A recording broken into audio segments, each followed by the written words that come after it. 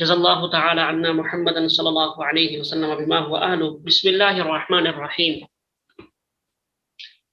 پچھلی تفصیلات آپ کے ذہن میں ہوں گی کہ ہم گفتگو کر رہے تھے منصوبات کے سلسلے میں، اور مفاعیل خمسہ وغیرہ، حال، ذوالحال، حال وغیرہ کو ہم نے بیان کر دیا ہے پیچھے۔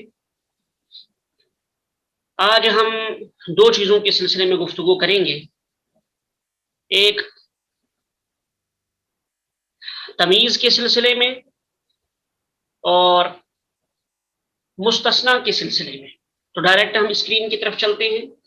الدرس السابع والتسعون، سبق نمبر 97، تمیز اور مستثنیٰ کا بیان۔ ان دو چیزوں کو مختصراً ہم پہلے یہی سمجھ لیتے ہیں کہ تمیز کیا ہوتی ہے اور مستثنیٰ کیا ہوتا ہے، پھر آگے ان کی تفصیلات آئیں گی۔ تمیز، تمیز اس اسم منصوب کو کہا جاتا ہے جو کسی جملے یا کسی کلام کے اندر پائے جانے والے ابہام، جو ابہام پایا جا رہا ہے اس ابہام کو دور کرے۔ تو کسی کلام کے اندر، کسی جملے کے اندر پائے جانے والے ابہام کو دور کرے۔ مثال کے طور پر میں آپ سے کہوں میں نے 3 کلو خریدے۔ اب خریدے کیا چیز؟ جو چیز خریدی گئی ہے وہ مبہم ہے۔ مبہم یعنی وہ واضح نہیں ہے، وہ غیر واضح ہے۔ تو اس غیر واضح کو واضح کر دینا یہ تمیز کہلاتا ہے۔ تو جو لفظ اس غیر واضح کو واضح کر دے، ظاہر کر دے، اس لفظ کو ہم تمیز کہیں گے۔ مثال کے طور پر میں نے آپ سے کہا تھا میں نے 3 کلو خریدے، اب میں نے کہا میں نے 3 کلو چاول خریدے۔ اب یہ جو لفظ چاول ہے اس نے ابہام کو دور کر دیا۔ جو ابہام تھا پیچھے، جو معنی واضح نہیں تھے کہ کون سی چیز خریدی گئی ہے، تو کلام کے اندر پائے جانے والے اس ابہام کو، غیر واضح صورتحال کو اس نے واضح کر دیا کہ وہ غیر واضح چیز کیا ہے۔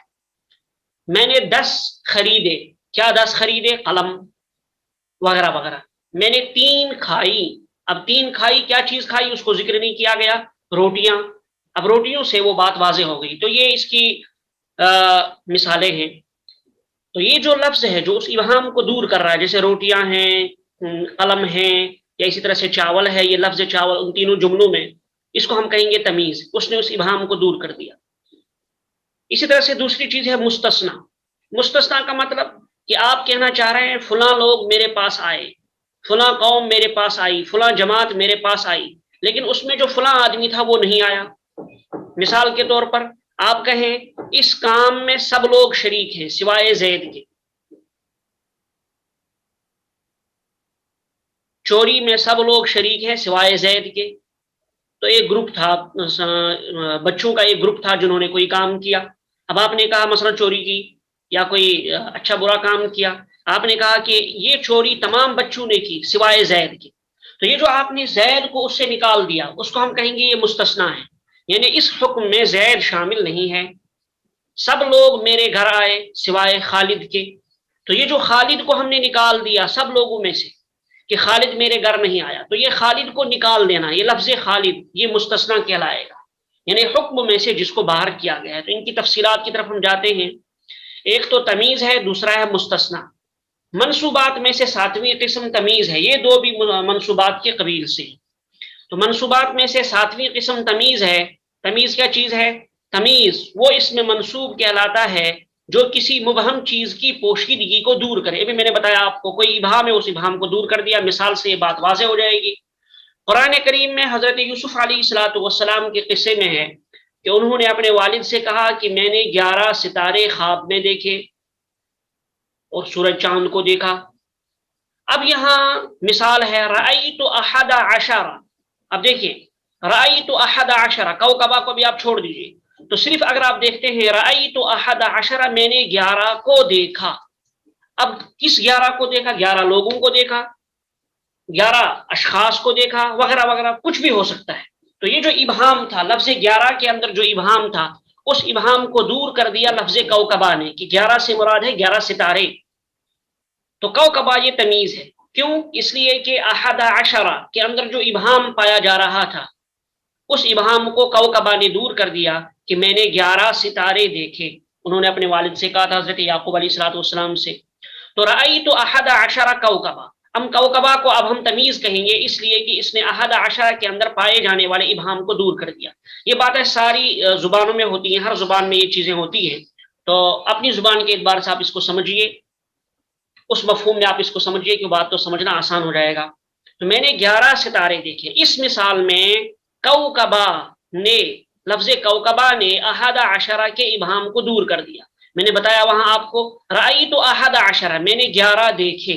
اب کیا 11 دیکھے؟ 11 لوگ دیکھے، 11 اشخاص دیکھے، یا کوئی 11 چیزیں دیکھی، اس کو واضح کر دیا کوكبا کہ احد عشر سے مراد ستارے ہیں۔ اور تمیز جس اسم کے ابہام کو دور کرتی ہے اس کو ممیز کہتے ہیں، اس کو ممیز کہتے ہیں، یاد رکھیے گا، ممیز اور تمیز۔ ممیز وہ اسم جس کے اندر ابہام پایا جا رہا ہے، تو اب احد عشرہ اس کو ہم کہیں گے ممیز، اور کوكبا کو کہیں گے تمیز۔ یہ اصطلاح ہے، اس کو ذہن میں رکھیے۔ تو جس تمیز جس ابہام کو، جس اسم کے ابہام کو دور کرتی ہے اس کو ممیز کہتے ہیں۔ قاعدہ: تمیز عدد، وزن، پیمانہ اور پیمائش کے ابہام کو دور کرتی ہے۔ یہ جو تمیز ہے کس کس چیز کے ابہام کو جو دور کرتی ہے؟ نمبر 1 عدد کے ابہام کو دور کرتی ہے، جیسے اوپر آپ نے دیکھا احد عشرہ، تو یہ عدد ہے، 11 ایک عدد ہے، عدد کے ابہام کو اس نے دور کر دیا۔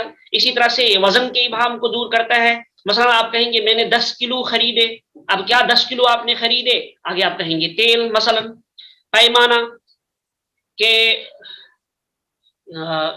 کسی چیز کا پیمانہ ہے کہ میں نے اتنا خریدا، 10 من میں نے خریدے، اب 10 من جو آپ نے خریدے کیا چیز خریدی، وغیرہ۔ اسی طرح سے پیمائش، مثلا آپ کہیں میں نے 10 کنال لیے، میں نے 5 میٹر لیے، اب 5 میٹر لے لیا آپ نے، کیا چیز لی آپ نے؟ مثلا کپڑا۔ 10 گز میں نے لی، کیا چیز لی؟ زمین۔ اب یہ جو آپ نے زمین کہا یا کپڑا کہا تو یہ تمیز ہے، تو یہ پیمائش کے اندر پائے جانے والا ابہام ہے۔ تو عدد، وزن، پیمانہ اور پیمائش کے ابہام کو دور کرتی ہے۔ مجھے امید ہے کہ مثالوں سے آپ بات کو اچھی طرح سے سمجھ گئے ہوں گے۔ اب ہم چلتے ہیں عربی میں اس کی مثال، رأیت احد عشر کوكبا، یہ ابھی اوپر گزری یہ مثال۔ احد عشر، احد عشر کے معنی 11، 11 ایک عدد ہے، اس عدد کے اندر پائے جانے والے ابہام کو تمیز نے یعنی کوكبا نے دور کر دیا۔ اب ہم کہیں گے یہاں کوكبا تمیز آئی ہے عدد کے ابہام کو دور کرنے کے لیے، اس میں کوكبا نے احد عشرہ یعنی عدد کے ابہام کو دور کر دیا۔ بات واضح ہے۔ دوسری مثال ہے اشتریت کیلو زیتن، میں نے 1 کلو تیل خریدا۔ اب دیکھیے زیتن یہ تمیز ہے، اس نے ابہام کو دور کر دیا، لیکن کس چیز کے ابہام کو؟ کیلو، میں نے 1 کلو خریدا، اب یہ کلو وزن ہے تو وزن کے ابہام کو اس نے دور کر دیا، لہٰذا ہم کہیں گے کلو ایک وزن ہے، ممیز ہے، جس کے اندر ابہام پایا جا رہا تھا۔ آگے زیتن یعنی تیل، تو زیتن نے اس کے ابہام کو دور کر دیا۔ اشتریت کیلو زیتن، میں نے 1 کلو تیل خریدا۔ اس مثال میں زیتن نے کیلو یعنی وزن کے ابہام کو دور کر دیا۔ اوپر 4 چیزیں بتائی گئی تھی، عدد، وزن، پیمانہ اور پیمائش۔ باقی چیزوں کے میں نے باقی 2 کی میں نے مثال نہیں دی تاکہ بات زیادہ لمبی نہ ہو جائے، اردو میں نے آپ کو سمجھا دیا تو آپ اسے بات کو سمجھ گئے ہوں گے۔ مستثنا کا بیان، یہاں پر بات ختم ہوتی ہے تمیز کے سلسلے میں، تمیز کا بیان مکمل ہو گیا، یعنی 7ویں قسم کا بیان مکمل ہو گیا۔ اب منصوبات میں سے 8ویں قسم کا بیان ہے۔ منصوبات میں سے 8ویں قسم ہے مستثنا۔ تو تمیز کے سلسلے میں 2 باتیں آپ ذہن میں رکھیے، اس میں ایک ممیز ہوتا ہے اور ایک تمیز ہوتی ہے۔ تمیز اس اسم منصوب کو کہا جاتا ہے جو ممیز کے اندر پائے جانے والے ابہام کو دور کر دیتا ہے۔ مستثنا کا بیان، مستثنا بھی میں نے آپ کو بتا دی۔ تو مستثنا وہ اسم منصوب کہلاتا ہے جس کو ماقبل کے حکم سے حرف استثناء کے ذریعے نکالا گیا ہو۔ جیسے اردو میں میں نے آپ کو مثال دی تھی، سب طلباء نے یہ کام کیا سوائے زید کے۔ اردو میں لفظ حرف استثناء ہے سوائے، تو آپ نے کہا سوائے زید کے سب بچوں نے یہ کام کیا، تو زید کو آپ نے نکال دیا لفظ سوا کے ذریعے سے۔ اب ہم کہیں گے کہ یہ زید مستثنا ہے کیونکہ اس کو نکالا گیا ہے پچھلے حکم سے۔ تو یہاں آپ سمجھیے مستثنا وہ اسم منصوب کہلاتا ہے جس کو ما قبل کے حکم سے حرف استثناء کے ذریعے سے نکالا گیا ہو، جیسے جاءنی القوم الا زیدن، میرے پاس قوم آئی سوائے زید کے۔ اب دیکھیے یہاں آپ نے بتایا آنے میں سب لوگ شامل ہیں لیکن ایک شامل نہیں، کون؟ زید۔ تو زید کو آپ نے نکال لیا القوم سے، کس کے ذریعے؟ لفظ الا کے ذریعے سے۔ الا حرف استثناء ہے، تو کیا کہا گیا اوپر؟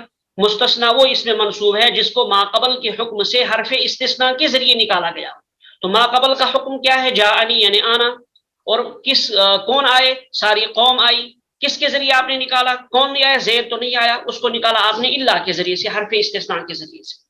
یعنی میرے پاس ساری قوم آئی سوائے زید کے، یعنی زید کے سوا سب لوگ آئے۔ اس مثال میں زیدن مستثنا ہے۔ کون مستثنا ہے؟ زیدن، ابھی میں نے آپ کو بتا دیا مثال سے، جس کو حرف استثناء الا کے ذریعے سے القوم سے نکالا گیا ہے۔ حرف استثناء الا ہے، اس کے ذریعے سے القوم سے نکالا گیا ہے۔ القوم یہ مستثنا منہ ہے۔ تو اب استثناء میں دو چیزیں ہوتی ہیں، یہاں آپ سمجھیے، استثناء میں دو چیزیں ہوتی ہیں، ایک مستثنا ہوتا ہے، ایک مستثنا منہ ہوتا ہے۔ مستثنا منہ ہم اس چیز کو کہیں گے جس سے نکالا ہے، اور استثناء یا مستثنا اس اسم کو کہیں گے جس کو نکالا گیا ہے۔ جیسے آپ نے اوپر مثال پڑھی القوم زید، ایک حکم ہے یعنی آنے کا۔ آپ نے کہا میرے پاس آئے، تو یہ آنا یہ ایک حکم ہے۔ کون آئی؟ قوم آئی۔ یہ قوم ایک جماعت ہے، یہ مستثنا منہ ہے کیونکہ اس سے نکالا گیا ہے زید کو، اور زید مستثنا ہے۔ تو چند حروف استثناء کیا ہے عربی میں؟ ان میں سے چند کو یہاں ذکر کیا گیا ہے، الا، غیر اور سوا۔ یہاں تک تو آپ نے سمجھ لی بنیادی بات۔ مستثنا کس کو کہتے ہیں، مستثنا منہ کس کو کہتے ہیں، اور حرف استثناء کس کو کہتے ہیں۔ یہ تین چیزیں یہاں تک آ گئی۔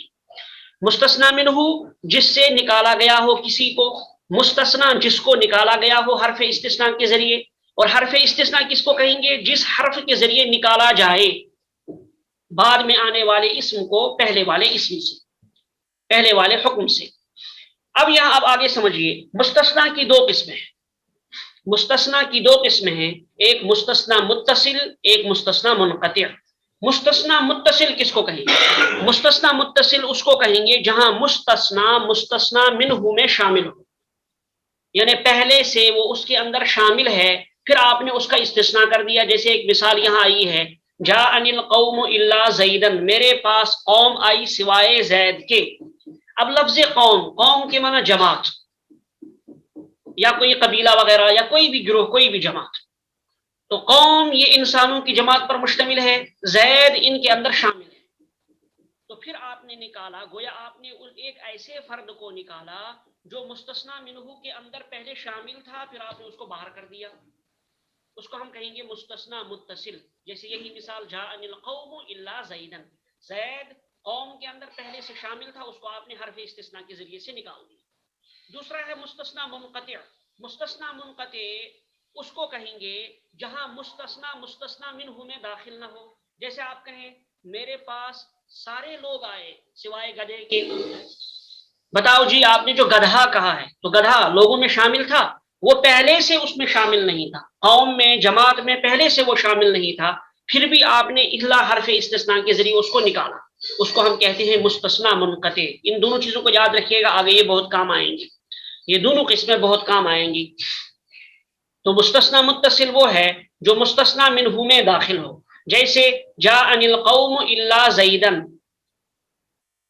اس میں زید قوم کے اندر داخل ہے۔ میں نے بتایا نا آپ کو مستثنا متصل جہاں مستثنا منہ میں داخل ہو۔ تو یہاں مستثنا منہ ہے القوم اور زیدن ہے مستثنا، تو زید قوم کے اندر داخل ہے، یعنی مستثنا منہ کے اندر داخل ہے کیونکہ وہ قوم کا ایک فرد ہے۔ مستثنا منقطع وہ ہے جو مستثنا میں داخل نہ ہو، جیسے جاءنی القوم الا حمارا، میرے پاس لوگ آئے سوائے گدھے کے، میرے پاس قوم آئی سوائے گدھے کے۔ اب یہاں دیکھیے گدھا یہ پہلے سے قوم میں شامل نہیں تھا، پھر بھی آپ نے اس کو نکال دیا، اس کو ہم کہیں گے مستثنا منقطع۔ اس میں حمار یعنی گدھا قوم میں داخل نہیں ہے، پھر بھی حرف استثناء الا کے ذریعے اس کو نکالا گیا ہے، تو اس کو ہم کہیں گے مستثنا منقطع۔ تو دو قسمیں ہوئی یہاں مستثنا کی، ایک مستثنا متصل اور ایک مستثنا منقطع۔ اور مستثنا منہ، مستثنا، حرف استثناء، وہ تین چیزیں بھی آپ کے ذہن میں موجود ہیں، وہ تفصیلات ساری آپ کے سامنے آ گئی۔